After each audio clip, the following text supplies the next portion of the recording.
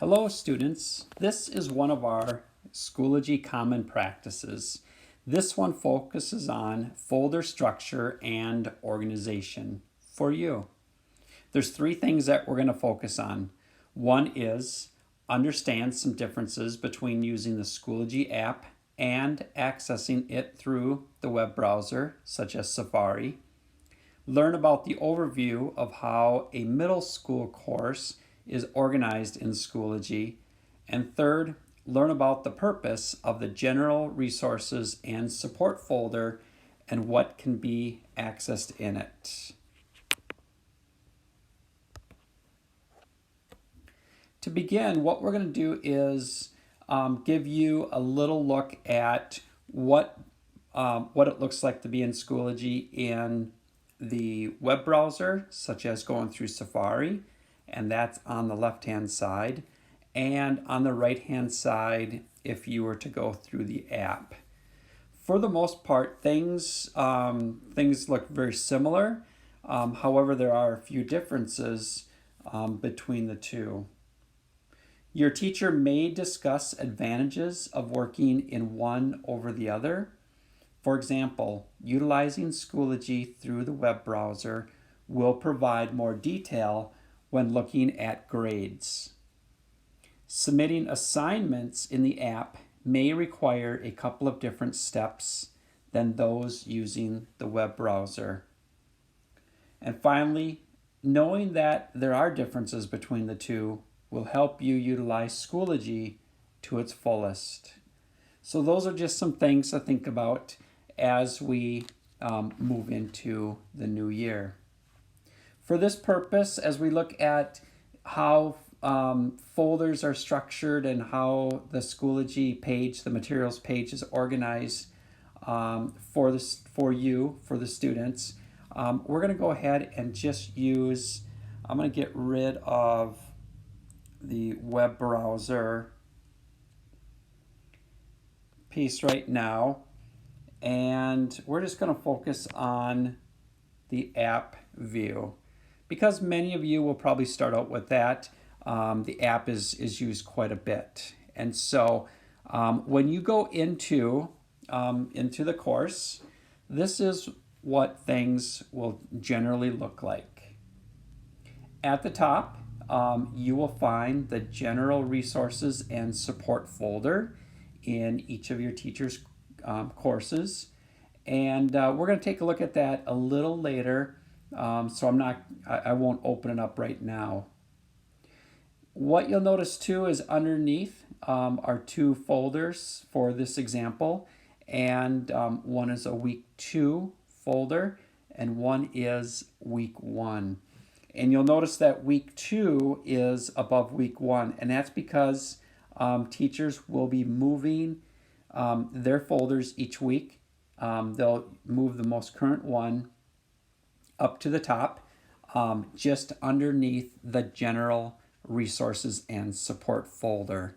Then that way everyone is able to find things right away and know where to find those things.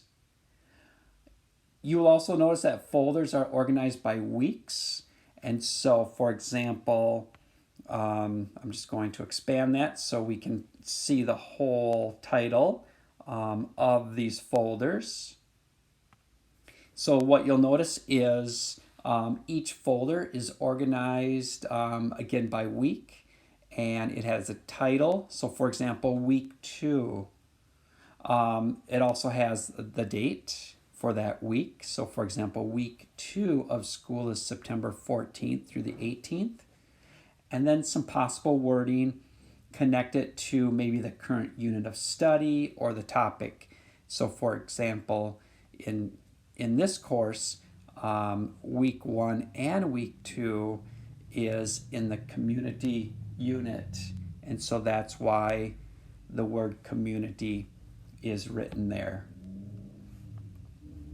Within the weekly folders will be assignments and links and resources that are needed for that week.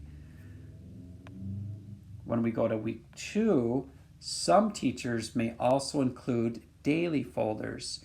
So for example, in week 2, the teacher decided to add a folder just for that Monday, September 14th, because maybe there's a lot of things going on for that day. And so they wanted to just put everything in that folder. So if teachers do make daily folders, however, they will house them within the weekly folder. So just to be aware of that. So I will collapse our folders for now. And then we're going to move back up to the general resources and support folder. And the purpose of this folder is to have materials that you may need to access perhaps for a whole trimester or for the full year. And so you can probably look for things being added to this folder throughout the year. And teachers will probably mention mention that they're adding something to this folder as well.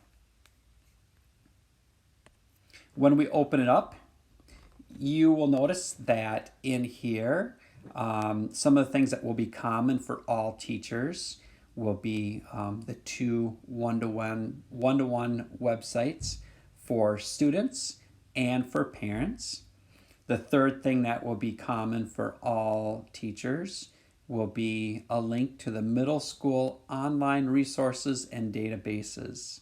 And this allows you to do research in a pretty a quick manner, and all of these databases have been vetted, and so they're very, very reliable. So you'll probably end up using these databases pretty often throughout the year. Another thing that you might see is a link to the syllabus or course overview. And this is, each teacher is going to put together a syllabus, and on that syllabus will be things like it could be a description of their course. It might include the grading scale, but also if you ever need to contact your teachers, whether it's students or parents, you're always welcome to go to the syllabus or course overview to find that contact information to get hold of them if you have questions. In addition, teachers will probably also add other things. Again, so for this example, this English course, there's a link to resources to finding a good book. So that's something that students and families might use all year. And so that's kind of a kind of an overview of that general resources and support folder. And so if I were to, I'm just going to collapse that, and this is kind of the general overview.